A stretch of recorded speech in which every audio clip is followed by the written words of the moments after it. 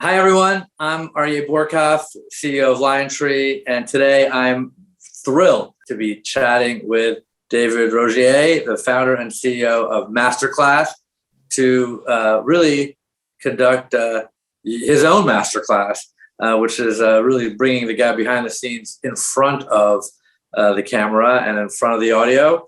MasterClass, as many of you know, is the subscription e-learning platform which has grown from just 3 courses at inception in 2015 to offer more than 150 courses from instructors like James Cameron, Shonda Rhimes, Gordon Ramsay, Serena Williams, Bob Iger, and many more coming up in platforms like the White House and that you're going to be hearing about shortly. But there's a real purpose and drive behind David's mission. And for those that know him, already know that about him, but you will all learn about that in the moments to come and what has led him here today. So I'm excited to learn more from David today. And so David, welcome to KindredCast and LionTree's own podcast video platform to share our stories of insights and deal making and a business school mindset of where we're to come and where we're coming from, where we're going, and to get together here and talk about our stories. Thank you for being here. Of course, I am excited to be here. So first of all, we had dinner together a few weeks ago, really talking about, life during the pandemic and where we are, and talking about MasterClass and things that we're not going to talk about, like strategic priorities and capital and everything else. But then it quickly got into a nice dinner, and someone at the dinner that's a dear friend of ours and an investor of yours started talking about this podcast. And I was grateful enough to be overhearing it. And I looked at you and you paused and I said, do you want to join me for the podcast? And you looked at it and you said, I'd love to. And I was so honored, and that I would get to bring up the person that I so admire what you've done with MasterClass, because it is such an incredible platform of not just storytelling, but real learning and lessons that is so well done. And that's how it's been able to become really an education tool that is so in motion and useful and archival that you can keep going back to, that I'm so honored to be able to do this with you here today. So I appreciate your thank you, Aryeh. That is very sweet.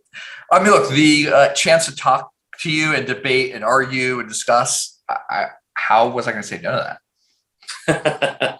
Going back to your beginnings, and I think that we talked about kind of in your childhood and my childhood, where you first knew that you had kind of an urge to learn. It also wasn't your first taste of entrepreneurship. Quite impressively, you created a web search engine as a teenager, which you sold. And then for a very small amount of money, I think under $600, but at the time that was amazing. Yeah, I'm not saying that was the funding vehicle for MasterClass or anything like that, but maybe you had a lunch money or something like that. But still, you jumped at jumping in the pool and getting outside of the normal coursework. But when you attended Stanford, you did launch MasterClass, but what was it about creating new companies that got you really kind of the energy moving and the fire burning at such an early age? It's a really good question. I don't think anybody's ever asked me that before. I think it's probably a few factors. One, I've never done well with authority figures. I always ask a lot of questions, and that is not encouraged in our education system. In fact, it is usually discouraged. And, so I think there was some part of entrepreneurship, which was, I can be my own boss and I can push and drive it.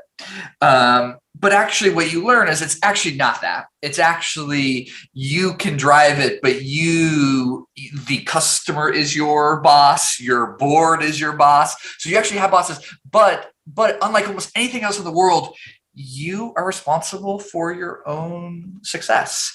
And that is addicting. So that is one part. I think the other part of entrepreneurship that I think excited me from early age was the act of creation. like actually is a high for me. It is exciting to me. And that doesn't mean that can mean a piece of art, but it can mean an organization, a product, a thing. There's something about that I really love. And in entrepreneurship, you do that every single day. And I think then, the third part is I've had jobs where I've worked with assholes before. And as an entrepreneur, you got to decide who it is that you work with. And to be able to work with people that you like to work with is, once you have that, you never want to give that up. Yeah. Right. But you did say, well, like you ultimately find you can isolate the fact that things are in your control of decision making, but you ultimately do have people that you report to somewhere. Uh-huh. But you think that some of that influence, maybe in the subconscious, was a part of your background because your grandparents, your grandmother and your great grandmother emigrated to the United States from Poland to avoid persecution. And so they did not have a choice. They had to flee, and they had to flee from the Nazis, right? And so, and then when they got here, your grandmother was rejected, I believe, from numerous medical schools, right? And finally accepted into the New York Medical College and became a pediatrician. So did that experience of like seeing kind of rejection and persecution and having to flee and not in their control, say, I'm not going to be conforming to anyone's standards. I'm going to then put it on my own behalf because I was afforded that opportunity and independence. Was that a bridge? Yeah. Yeah. If you want to go to really the psychologist work, what underpins all those three things I said, it was how I was raised. So I was raised in part by my grandparents, and my grandmother was, so my grandparents on my dad's side met in Auschwitz, of all places to find love. My grandmother on my mom's side escaped. There's this one day I will never forget. I was in second grade and it was after school, and I went to her house to stay with her. And I was complaining about all the math homework I had. And obviously I didn't have a lot because I'm in second grade. So, but I was still complaining. And my grandma tells me, she goes, "Hey, David, I have a story I want to tell you." And as a second grader, that's like the last thing that you want to hear. Yeah. And so I was like, oh, okay, what is it, Grandma? And she tells me this story. So when my grandma was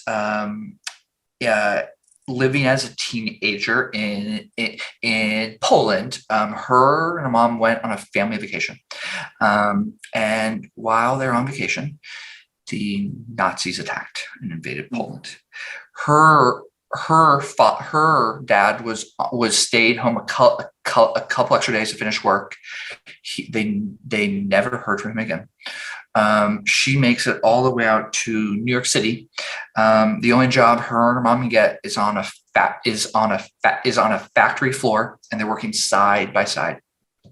And my grandmother decides that she wants to become a doctor. She applies to every medical school in the state of New York, over 25 schools, and she gets a no from every single one of them. She keeps working the factory, applies again next year to all 25. She gets a no from every single one of them. She starts calling the deans of admissions and asking, why am I not getting in? They all hang up on her, except for this one guy. And he says, I'll be honest with you. You have 3 strikes against you. You're a woman, you are an immigrant, and you're Jewish. And hangs up the phone.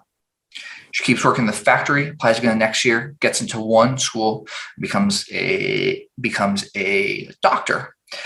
And I'm staring at her because this is intense things to be hearing from just having complained about math homework. And my grandma looks at me and she goes, David, the point I'm trying to make to you is education is the only thing that someone can't take away from you. Wow.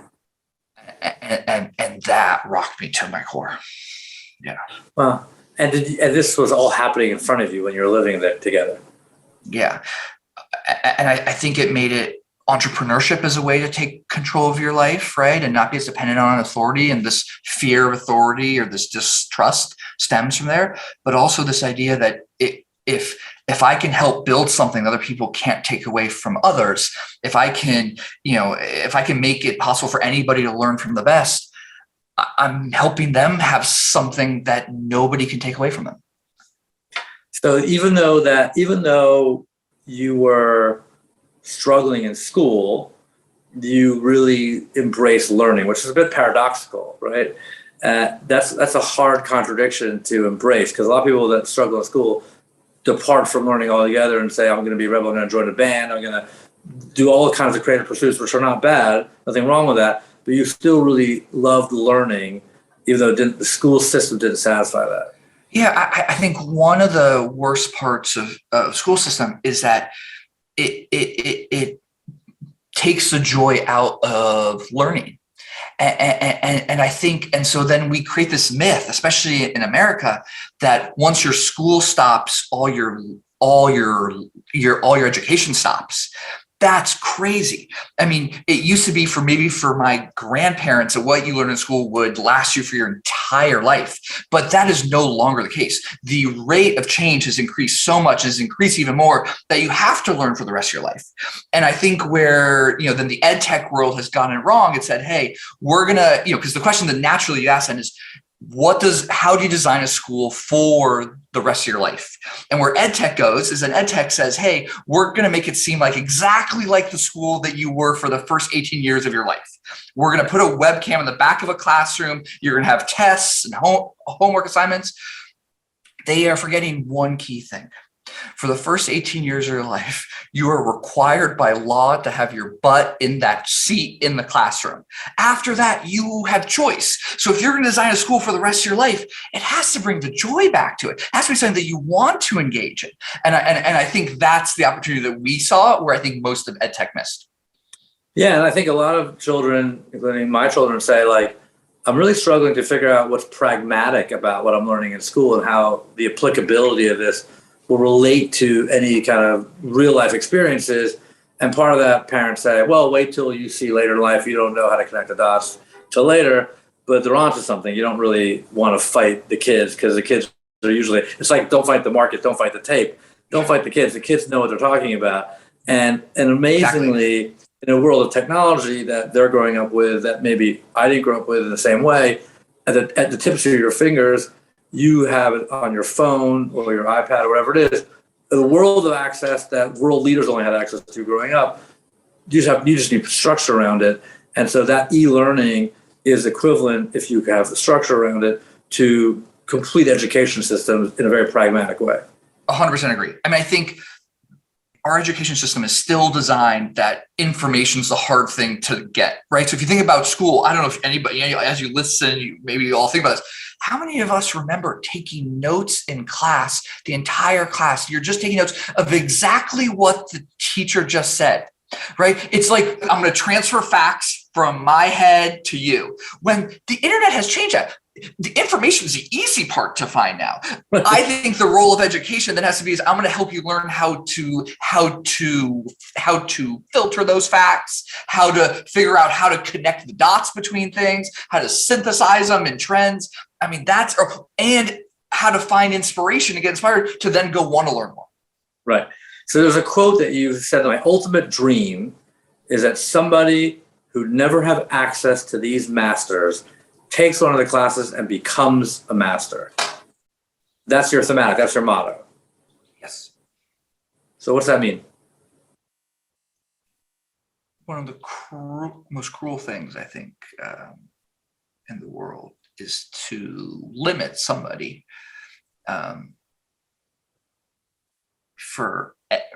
because of who they are, where they are born. I stutter, and it was much worse as a kid.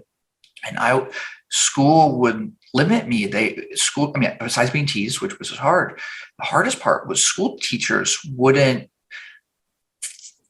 call on me because they were either embarrassed that when I came out, when I spoke and talked and words came out, it wasn't going to be clear, or they were embarrassed for me and did not want me to stutter. Right? They would never ask me to speak in front of a classroom or to act or present, and I love those things. And to limit somebody based on income, on education, on any of those things to learn, it stunts growth and life and happiness. And so I think, to me, if I can make it possible for anybody to learn from the best, for anybody to have a chance to learn from people that they would have never had access to, that unlocks their own potential and helps make it more fair and even, that they then will become somebody great. So, my hope is somebody who had never had a chance, to learn from Martin Scorsese or Shonda Rhimes or Bob Iger, all of a sudden now can learn from them. And then they become inspired to do those things in their own life and then come back and teach on MasterClass. Yeah. I mean, I almost don't need to bring this out to the surface, but the beautiful irony of MasterClass, of giving voice to the masters for the benefit of those that don't get access to these talents, the democratization of these masters for someone that has not had its voice or that stutters, is such a beautiful paradox, right? Also, possibly the reason why I'm so grateful to be giving you this voice on this KindredCast, that I've wanted to kind of bring your voice out here a little bit more. It's such an amazing kind of narrative arc that I want to bring you out from behind the wizard, behind the curtains of this brainchild of this entrepreneur. And I think telling your own story is so important, even before we get to the business plan of how it all came to be, which I think is kind of how entrepreneurship really is founded on something that's so personal, that is not just like capitalism. It's meant for unlocking a model with purpose for the benefit of a digital economy, which is all really about getting access to things that people wouldn't have access to that are rightfully theirs. Yeah. And then how do you use the platform that you create to even further that mission? Okay, so we have the best in the world on a platform. How do you say, okay, hey, there are some people the best in the world that you probably don't know of, but that you should know of. And if I have a site that has Christina Aguilera on there and Samuel Jackson, I can bring on Chris Voss, who's the FBI hostage negotiator, who you've never heard of probably before as a MasterClass. But the fact he's on the site with a Christina Aguilera and a Samuel Jackson, okay, look, I don't know this guy, but he's probably quite good if he's on with them. You then take their class, and it's fantastic. And so, trying to give people a voice who you would not know of or listen to before. I do know of him because when I saw the title of the MasterClass on negotiations, I was obviously intrigued, given my day job is negotiating deals, and I was thinking, I wonder if I had to go up against this negotiator, if I have a shot, because obviously negotiating deals for a living probably doesn't hold a candle to negotiating hostage negotiations at all. You know what? But that would be a great next class. Chris Voss versus Aryeh.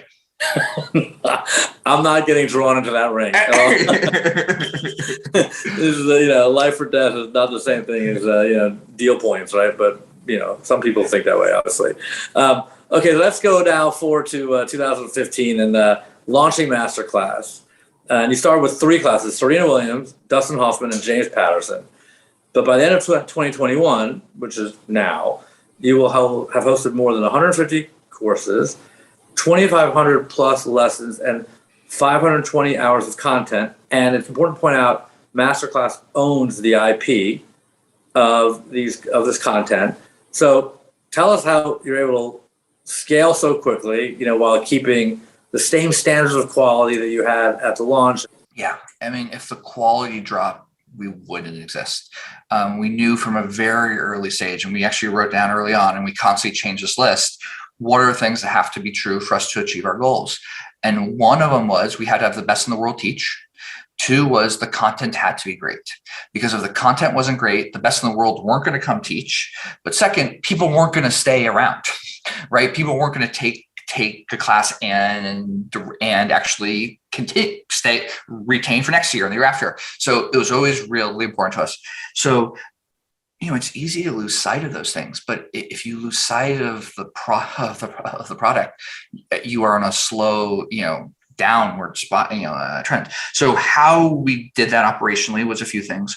One is, making sure from an incentive perspective, a structure perspective, a goal perspective, that the quality of the classes was always a top metric for us. What we learned was the top metric that we should use wasn't, NPS score on a scale of 1 to 5. What we found it really was figuring out how much impact are we having on your life. Yeah. I don't know another company that uses that stat or not. We found it highly predicts what your retention rate is, but it helps us guide how we make our classes, because all of a sudden then it's not about making something that's just entertaining or something that you're gonna, it's so boring that you can't finish it. It's like, how much impact did this have in your class, on your life? And then we can start to plot this and look, which are the classes that have high impact? Which which parts of the classes drive high impact? Okay, what's happening in that has high impact? And then that started informing us about our philosophy of learning, and saying, hey, you're going to learn a lot more if the person tells a compelling story, right? And say, okay, well, that once you say it's kind of obvious, but we can track in our classes, that is where you feel that you actually learn something. So we try to maximize all the big lessons into amazing stories, right? Is one example. Yeah. But how do you get these great names? I mean, you talk about the quality of instructors. I mean, I mentioned some already, like Serena. Yeah. But you also feature classes of people like Bob Iger, who happened to be visiting just a couple of hours ago here. Diamond versus Berg, Tom Morello, and so many more. Anna Wintour. Anna Wintour. Like, you get incredible names. I mean, they're excited to be giving a masterclass. What's the pitch? I mean, like how do you get people lined up to be giving this masterclass? They're notoriously private. Yeah. They don't necessarily share these lessons for everyone, and they're in the midstream of their career. They're not necessarily at the end of their career. Yeah. They're talking about things as they're going. So how are they sharing it with you? What's the pitch? I mean, the pitch has changed. I mean, because I didn't know what it was going to be in the beginning, and I didn't come from this world at all. So it was cold calling, and I heard no from everybody, and those same people that said no now are like, I told you this was going to be a huge success. You're like, that's not how I remember that. But I think what we tapped into that I think that worked was all these people had somebody in their life that really impacted them. They all had they had a teacher, and this maybe it was from school, but it could have been a parent, a colleague, a boss, a mentor, whatever. And they all want to give back. These people get paid, but they have opportunities to earn more doing anything else, right? And so it's not about how much money they make. It's about, I want a chance to actually teach and give back and I want to do it at scale, because they always have an option to go to a local school on Thursdays and reach 12 people. I can reach hundreds of thousands of people, millions of people, right? Like in my classes. And then I think that's one. Two is, we don't approach it. We approach it as a partnership. When we work with any of these instructors, it is their class. We are trying to help and tell them what things people want to learn and try to shape it, but it's ultimately theirs. And they come with, here's the things I wish a person had actually taught me. Which one was the hardest get so far? I mean, Chris Voss was hard on the negotiation side on that deal.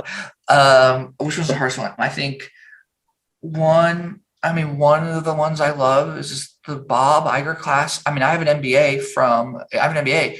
I mean, the Bob Iger class is phenomenal. I mean, when he walks through his deal strategy with Pixar, right, and Steve Jobs, I mean, holy smokes, right? And I mean, that was years in the making, right? In the Sarah Blakely class, I mean, I mean, she bootstrapped that from nothing. I mean, just grit and hustle, and in the stores, like move product around so people would see it, to train staff to sell it. I mean, I think in the Sarah Blakely class, one of the things that stands out at the end of the class, and we asked her to kind of wrap up the class. So she's like, thanks everybody for taking my class. I did all these things, and so if I can do it, you can do it. And then she just starts to get very emotional. And and we keep rolling the camera, and we're like, Sarah, can you like explain what's going on? And she's basically like, holy shit, I did these things. And you realize she hadn't, like, that hadn't sunk in. Like, that had sunk in that, like, you could, it was, you see these instructors in the class as they learn things and come to terms with things, and you see it raw. And that was inspiring. If Sarah Blakely is still, it still hasn't comprehended, understand, and it doesn't appreciate all the things that she's done, it's okay that I don't yet either. And I don't know, that was so powerful. I think that that's happening a lot these days because everyone's so fast moving, and particularly coming out of this crisis and this pandemic, like kind of like, get it, ambition. We need to like keep up with everything in the schedule. And then if you find people that can slow down a little bit, and you have a colleague, Matt Rutler, who does this with me, asks me very interesting questions. And it's usually like late at night, and I'm like, I take the time, and people that come visit around now that needs a moment to talk about the journey. There's been a lot of loneliness out of this pandemic also. And when you get a moment to talk about your journey, people get quite emotional about it. And even building a company without a pandemic is a lonely exercise, and increasingly lonely the further you go. And when you get to talk about it and take stock, I think it does tap into an equal amount of satisfaction and emoting, but also a sense of like how much solitude there was along the way as well. 100%. And I think that comes out a lot, Yeah. Have you given any thought to why you think it's people are sharing it more, or they are more aware of it now? Yeah, because now I think people have lived in isolation for a while, and coming out of it, there's been such a longing for human connectivity, but then they skipped over the step of like sharing. Let me tell you what I've been up to, because it's been so much like, let's get on with the life. And let's get on with the recapturing of the opportunity in front of us. But we forgot to kind of like double back on saying, hey, by the way, let me tell you what I've been up to. And let me tell you kind of how difficult this was. It usually happens like at midnight or 12:30 if you can stay up. You can stay up, there's storytelling time, And I find myself sleeping less because I say like sleep's important, but sleep's a function of the alternative. And if you can stay up and tell good stories, because that's the only time you can just actually slow down for a minute, that's really worth it to recount a little bit. Yeah. Yeah, I think that's so fascinating. I think the other element I was thinking about is that we used to distract ourselves with activities we did during the day, going out for drinks or going to an event or conference. You don't have those distractions, so you have to deal with what's inside of you more, I think. Yeah. Well, talking about that, you have announced a new course called the White House. Mm-hmm. And politicians are not, visibly emotional, although maybe they cause emotions. Wait until our classes come out. Yeah. So it's going to launch this week with a class by Hillary Rodham Clinton. You've also announced courses from Presidents Bill Clinton and George W. Bush, as well as Madeleine Albright and Condoleezza Rice. Tell us how this all came together and what you're most excited about with this new initiative. Yeah, I mean, we wanted to aim big and said, okay, if we're going to be true to our mission, making it possible for anybody to learn from the best and people who can or otherwise wouldn't have access to it, who is a group of people that you never really have access to that you're thinking of? And this is ironic or might sound weird, but the people that we vote to lead our country and have the top offices and posts in the country, we don't usually get in a deep, intimate way of what they've learned and a chance to hear how they address things that impacted us. So, and we thought how neat and and almost absurd would the idea be if the presidents of the United States taught classes that anybody could take, because that's usually things that only the advisors are really close to them can hear or know about. And then you start thinking, I think this is what Bill Clinton then said, as part of his class, is like, he really hopes that the future world leaders are going to take his class. And the idea that, the next president of the United States is going to probably take a MasterClass, because if you're going to run for office, you're crazy to not at least want to learn from the people who are in that job beforehand. Even if you agree or not agree, you're going to want to learn from them. So it kind of started with a really bold idea, and we went and approached them, and they said yes. And they devoted tons of their time and effort and shared things that they've never shared before. And talking about the elections and campaigns, and they are some of the best classes that we've ever had. Yeah. And even if you don't agree with them, because we know half the country did not vote for George Bush or any of the Clintons, but you have something to learn from them. So the White House series that has come out kicked off with just the most impactful, surprising, emotional masterclass. For those that have not signed up, you need to sign up. You need to see this, because it's with the Clintons, and particularly Hillary Rodham Clinton, who has been seen in a way that most people have not seen her before.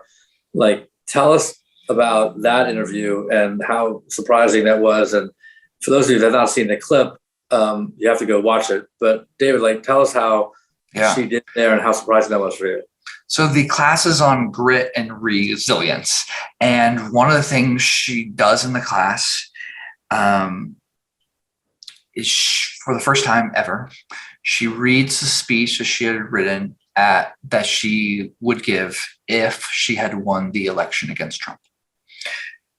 And it was her, this was, she read it on camera, and the story in the speech is, if she can go back in time and talk to anybody, it would be her mom. And her mom was abused as a child, and she would go back in time and tell her mom that the difficulties you're going to have in life are going to be worth it, because your daughter is going to be the first female president of the United States, and that's the American dream. And she just started crying.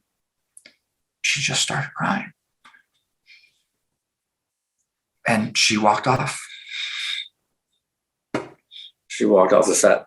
She walked off the set to take a breath, and she came back. But it's a level of vulnerability and openness that is so powerful. So powerful. Not just the first female president, the most powerful person in the world. Yeah. Wow. Yeah. Okay, well, that's a way to kick off a new series. Yeah. And it forces, the lessons that she tries to then take from it, and saying, hey, you are going to go through life with things that are horrible, and what is it that you want to achieve, and how do you stay strong through it, right? How do you deal with everybody that's going to hate you, that's not going to agree with you? And for her, it really starts with, what is it that you want to achieve in life? And the more you can lock that in, the easier you can push everything else aside, right? And yeah. Yeah, and that's not politics, right? It's just the ultimate relatability. Yeah, I think that's life. I think that's a part of entrepreneurship. I think that's part of being an executive. It's figuring out, if you picture yourself on your deathbed, what is it you will have to have done or lived through or achieved in life to not have any regrets. And I think that's something that we as a species have to constantly evaluate for ourselves over and over again to actually change that and update and adapt it.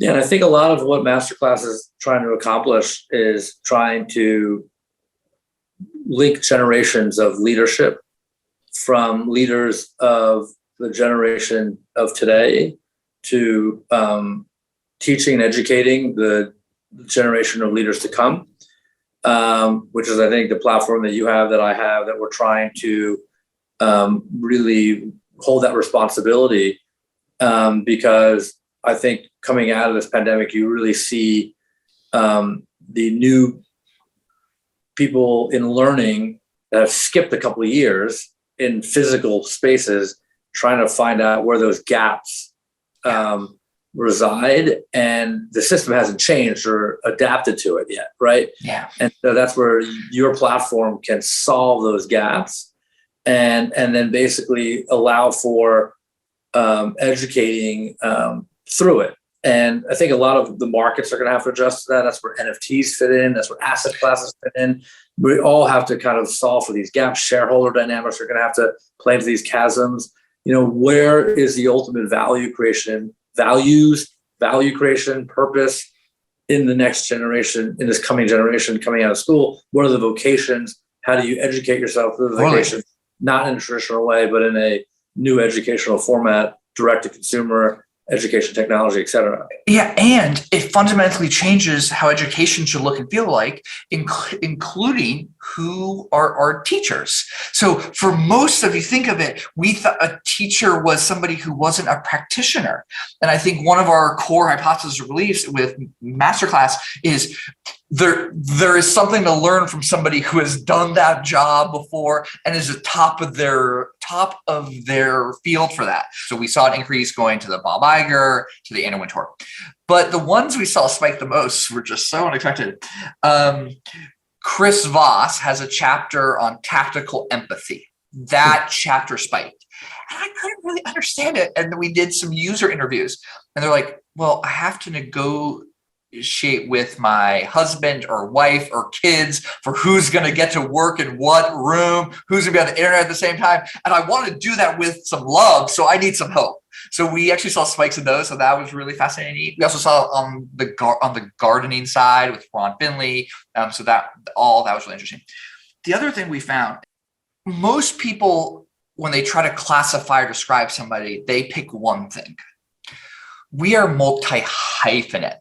I'm an entrepreneur who also likes to fly fish, who likes to read. And so early on, especially when we talk to investors on a pitch, they're like, hey, nobody's going to be interested in a subscription offering. And you're like, no, I think they are. They're like, no, people have a vertical and they're just going to stay deep in there. Now, that was a big risk for us, because if you take the Steph Curry basketball class and the only other classes you'll take in basketball, this is going to be a bad business, because then I got to go deep in every field and vertical. What we found is people love breadth. They have lots of interest. So I know this was true for a while. I have to go check if it's still true. If you took the Steph Curry class first, the next class you were most likely to take was the Steve Martin class. Interesting. I love that. So that shock and surprise to us, but the underlying hypothesis was not. And so how we've designed our classes and in the business model is, we know you're interested in lots of things, and so we're going to help you learn those. But also, there's some things that you don't even know that you are interested in. But because I got you in from the Steph Curry, I'm going to show you this other class that's going to rock your world. Yeah. Okay, so engagement levels are up and variable, and different people want some variety. The revenue model is intact, right? That's a consistent offering. People can get the service anywhere. Anywhere. Yeah. How's it differentiate from a TED Talk? It's very different. I think even in our qualitative research and our quant research, it's you go to TED if you want short inspiration or something like this. Ours is more involved. Ours is you want to learn something, and everything is designed for that. So a TED Talk, if you look at it, it's a stage, somebody's talking with some slides, and it's done in 6 to 12 minutes. Ours, Anna Wintour's class, we will go with her to her team meetings, seeing what those are like, how she acts. Christina Aguilera will bring people into her class. She will sing with them, give notes. You will hear her saying. It's a much more in-depth, immersive experience. And then you're also launching MasterClass at Work, which allows employers to offer MasterClass subscriptions as an employee benefit, which is like, what's the background on how that started and how does it work as a tool? Yeah, I mean, it was far away on our roadmap, and then we started getting approached by companies, Square, from Deloitte, saying that a bunch of their employees are already using the platform. Can we get a enterprise subscription? And we're like, we didn't have an enterprise subscription. And we're like, but of course, as an entrepreneur, the answer is always, of course you can. And then we've been working on it for years. Yeah, exactly. What is the amount that you want to pay for this? But so it really started maybe a year and a half ago. And we, because of this inbound, and we then hired a really small team, just collect orders, take them, and it just started growing. I mean, just huge. So we now have put, a whole team around it. And what we're finding is, employees see our classes, want to take it, and they now went to their bosses and their employers, say, hey, this is how I want to learn. And I think the pitch to employers has been, these are classes that your employees are actually going to take. Like, tell me how the business has been funded in private rounds, and now how the business is situated financially. Yeah, so we have raised approximately half a $1 billion, all on the private market side, both from mostly institutional investors, but also some strategics, and we still have most of it, and it's really I think there's an opportunity for us to own the lifelong learning space. And I want us to be the best product and the best brand in that space. I spent time in venture capital, and I saw what dysfunctional boards look like. And I vowed, if I ever start a company, I would have a very high functioning board. And so, we spent a lot of time to make sure the folks we have around us are world class. And I think also, I love talking to people that know more than I do. So on the advisory side, try to put some great folks around us that can help me grow and us grow. Yeah. And is the positioning of the company in your mind a learning platform, education platform, given you own the IP? Is it a media platform, a tech platform? Is reach important to you as a result of the purpose that you have? What is the ultimate dream and vision for MasterClass? Yeah, I think we sit at the intersection of entertainment and education. I think, I always resist, like, they're like, which one are you? And I'm like, why can't you be both? Like, I'm sorry, like, why can't education also be entertaining? I think those lines are going to blur from you're a studio, you're a tech company, like we own it from end to end.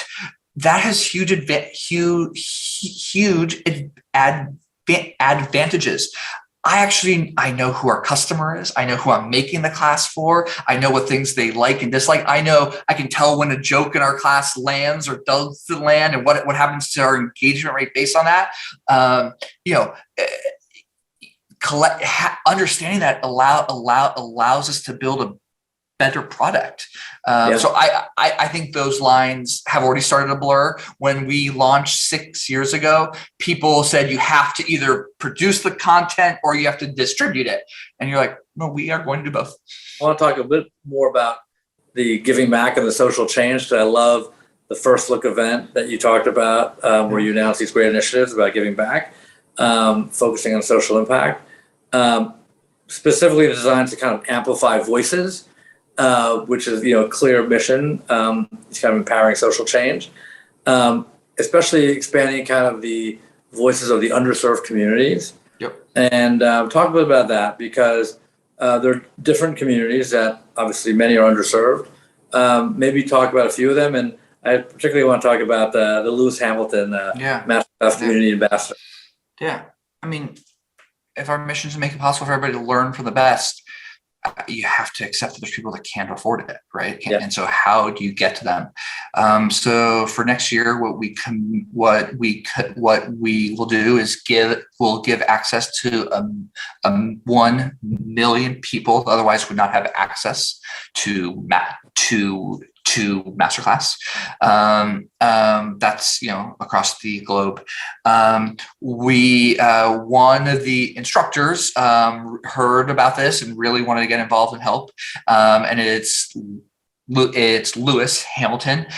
So for those, we're really going to focus on certain groups. And he's going to be our first ambassador in that dimension.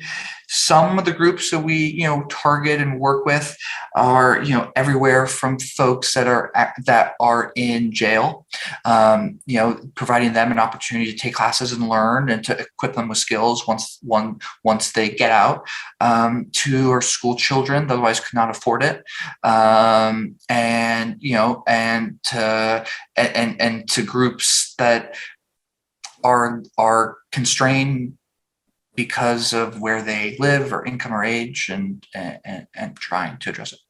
That's great. So I call this last section like quick hits. So can I ask you a few questions? Is there anyone that you've had trouble getting that you would love to still get? I asked John Malone in the podcast we did with him who he would want to meet that he hasn't met yet, by the way. And he's 80 years old. And he said Elon Musk, actually. So this forum could actually create opportunities still. So don't be bashful, because this is like a big wish. I am never bashful. Okay, great. Well, first of all, John would be awesome and great. Musk would also be awesome and great. Warren Buffett, Obama's, Michelle and Barack, Oprah Winfrey. Would love a class from her. On brand for MasterClass. Seems like a no-brainer. I agree. And then I wish this had existed beforehand, because imagine if you can go back in time and take a class from the Wright brothers. I mean, even if even though 80% is wrong, how do they come up with the idea to take a bike and a kite and go off a hill? And I mean, think about if we could learn from those people and build upon that. So I want to capture the people who will be the Wright brothers in 100 years today. Yeah. Napoleon famously said, history is a set of lies that everyone has agreed upon. I wonder if you could take someone from a historical figure and bring him back out of MasterClass to tell us the truth of what actually happened. I thought doing like a deep fake class from like Shakespeare, right? And you just do a bunch of artificial intelligence, a bunch of AI on everything he's ever written. And, I would take a class from Shakespeare. Of course. Yeah. So who in your life have you learned from the most, and why? One of the best teachers I ever had was a professor named John Nye. He is an economic historian, and the assignment he gave us was take a business article in any publication, assume all the facts are right, but do your own analysis. And so I took one. I don't want to say the company. It was all about one big tech company is the best run company in tech. And so I read the article, and you start to read the article and you realize that with all the things he's teaching in class on incentives and org structure, this firm is a disaster. And so I wrote an article that this firm is doomed. I wish I had more faith in myself and decided to short the stock. I did not. The company went down incredibly fast. In the next year, the same news magazine ran an article saying this is the worst run company in tech and did not mention the first article at all. And the part where I learned so much about it, it was like, this idea that I should do my own thinking about things, that I can put a structure and framework that I've learned and apply to things I see in my everyday life. And that, it's maybe the anti-authority thing, but there is a distinction between facts and then where the insight is. And it's really important that you get great at both. You have to figure out in your organization, your team, how to get information that is really good. And if you build a team that just says yes to you or shares the stuff you want to hear, it is a disaster. And you have to figure out the org structure that your team's going to feel safe to bring you stuff that you don't want to hear. And then you got to also, it's not usually the same people who are really sharp at analyzing all that information and then to run with it. Sorry, that was a long answer to your question. Okay, Aryeh, tell me the person that you learned a tremendous amount from. In a lot of ways, I have taken and been influenced a bit of like the greatest hits I've taken from different entrepreneurs and elements of each person. Like I always find like there's something very redeeming about each person that's come before me and after me and in this ecosystem today. And I ask questions, I picked up pieces, and I'm kind of like the birthing of all of that. And obviously not defined by others, but with a very strong core. Are you open to sharing some? Yeah,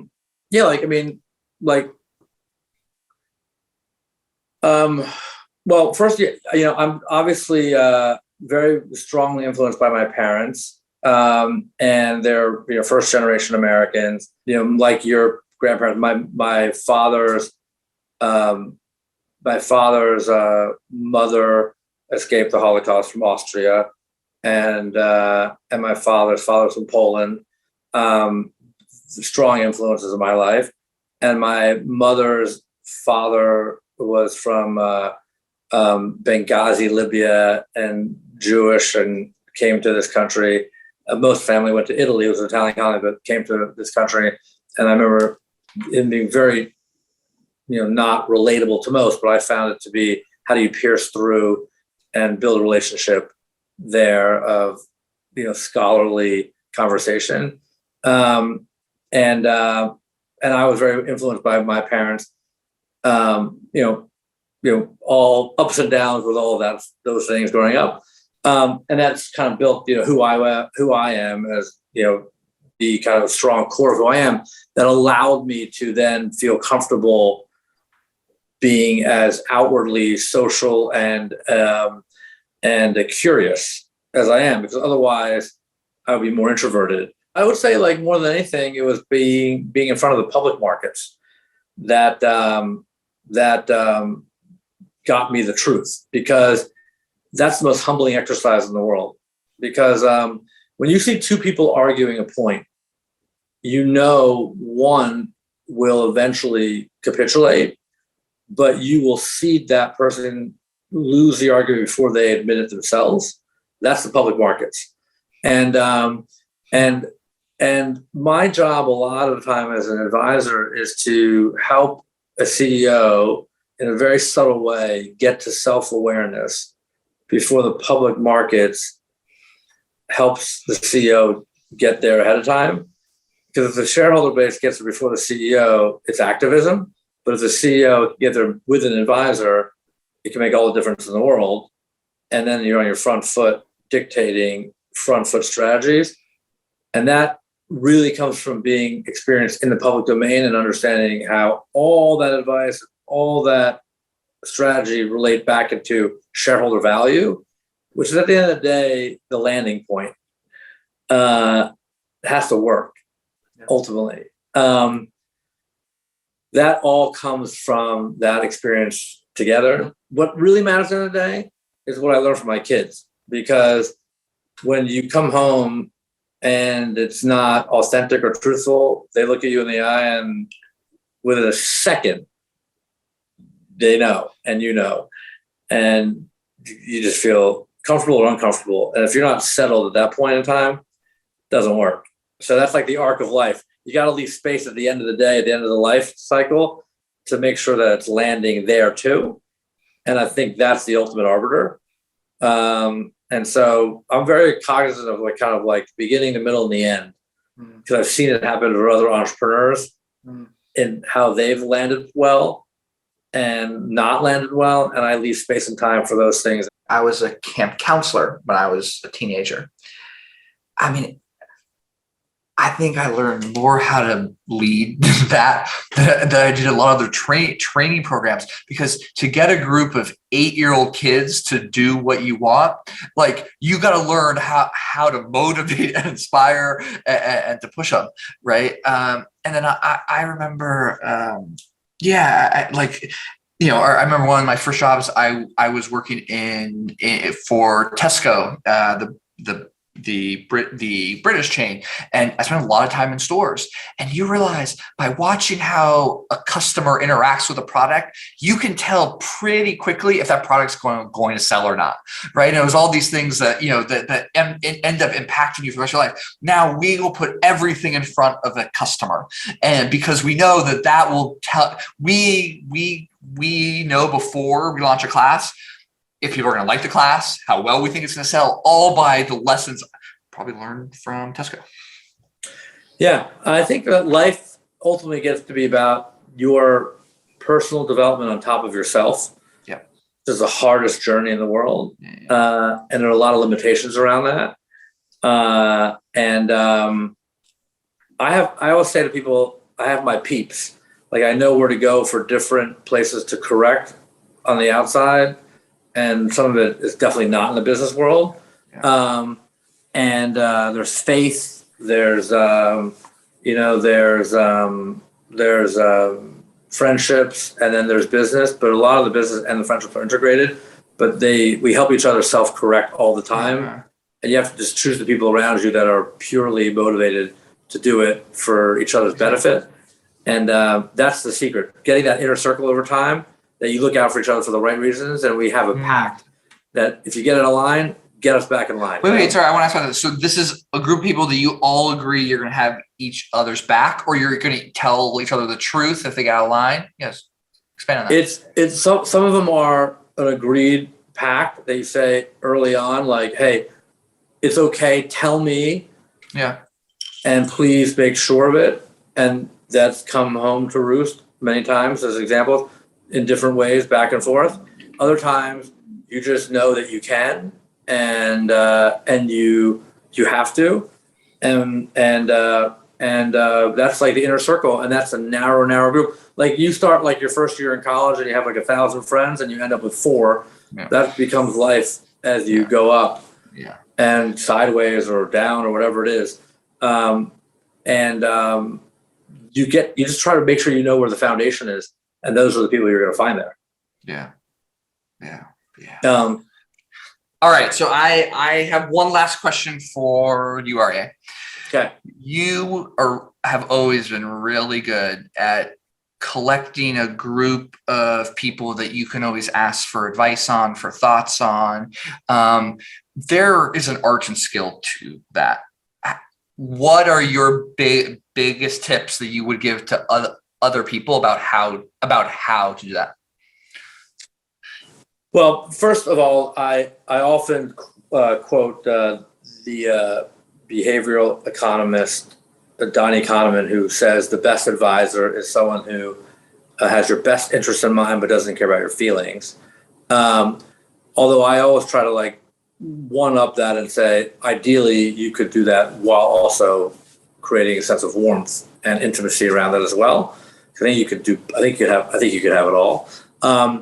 But that really means is you have to find someone who creates a motion of thought. So I think the ideal advisor relationship is someone that has a direction in mind, and then the advisor helps you accelerate that thinking towards a goal and unlocking towards an optimal outcome, and not settling until it gets to the optimal situation. So I think it really takes an entrepreneur to really advise an entrepreneur ultimately, because it's like kind of the golden rule. So effectively, I think that there are puzzle pieces to be unlocked. And like if I introduce you to somebody else, company to company or person to person, you always have to walk out of that conversation saying, how did they know that I was missing exactly that element in myself or that company, and that other person exactly filled it, and that doesn't just leave it at a moment in time,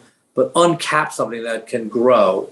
And so I always say, like, the transaction will take care of, the financial outcome of today, but the multiple is not for the here and now. The multiple will shift based on what is done with that platform over time. And that will be unlocked and uncapped for the markets to see. And I think that really is what you have to see beyond the deal, beyond the transaction.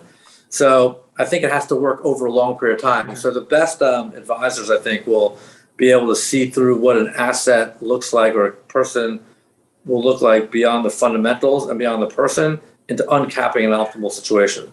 I'm sure there's also times where you have to, in a very short amount of time, influence somebody. Would you be open to sharing what you've learned to do that? Yeah, I mean, there was one transaction I was working on where, you get to the end of a deal and it's the right transaction for an entrepreneur or for somebody, and it's a great deal overall. But you see somebody, just human nature, kind of nitpicking down the end, and you have to kind of step in and say, okay, the negotiation phase is over. We know each other really well. I feel very comfortable saying this to you. I said to this one person a long time ago, I don't want you to walk across the finish line here. I want you to tap dance across the finish line here, which means I want you to stop asking for something. I want you to stop negotiating right now. I want you to really just dance across the finish line, know that it's a fantastic deal, and skip over all these other little details that will be nothing in the scheme of things, and know that you have a great transaction on your hands. Please get on with it. Don't lose it, because this is a great deal, and I'm going to put myself on the side of the other person right now and know that if you push them too hard, you're going to lose yourself. And you don't want to ever risk that, because at the end of the day, they will need to know that you appreciate it. So you have to kind of see both sides and then have them experience that the right way. And so sometimes you have to kind of advise someone from the other lens a little bit and give them a bigger, broader perspective if they haven't been through it before. And that, I think, is also helpful. By the way, no matter what age they are, in this particular case, this person was much older than me, but they want that coaching ultimately. But you have to do it carefully and gingerly at a certain moment in time, because even though I may not be older than some of these people, I've transacted with people that are older than some and younger than others. And so having that full paradigm of experiences, I think, really helps. Thanks for sharing that. What about you? Like, what do you look for in an advisor? For every stage I'm at in the business, I need, 2 or 3 advisors that have already been at that stage and are a couple stages ahead. And then what I actually go to advisors for is not like, what should I do in this one case, or that is rare, because that, like, you sometimes need a lot of information of what's going on with that. But it's more about, I realize for me, is helping to see the entire board. So I try to pick 2 or 3 people that I know have a strong point of view. And this is where the provocative people who you all know, who it's fun to talk to, but it would be hard because they always have a strong point of view. Those are the ones I go to. And I usually try to pick somebody who I know is not going to think the same. So somebody who will be very, very safe on this, somebody who is very aggressive on this. And it's actually to see what the board looks like. It's not, I was just player as a kid, and it's like, I want to see the moves that I don't know about. It's almost like I couldn't see half the board, and these people are going to share light on it. People will say, make sure you say you don't know when you don't know. And I say, great. Of course, that's right. Learn as much as you can to be in the front lines, to never have to say you don't know. So when you're on that front line and you're CEO to CEO, no matter what geography you're in, have enough experience to be able to advise correctly, to not have to say you don't know, and give them that perspective. So you're able to help where you are at all times. And that's how the whole company should be structured, no matter where you are, no silos. And that's the ultimate build. When you don't know something, hopefully you've learned how I can solve that problem, or who is it I should go ask and would be able to know it. Because I think it's impossible to know everything, but you should be able to know how you could go solve that problem. And so that, you don't have to stay in that I don't know for very long. Keep the bar high, keep the quality high, and keep educating the world. Yeah. Thanks, David. Yeah. Thank you, Aryeh. That was a lot of fun.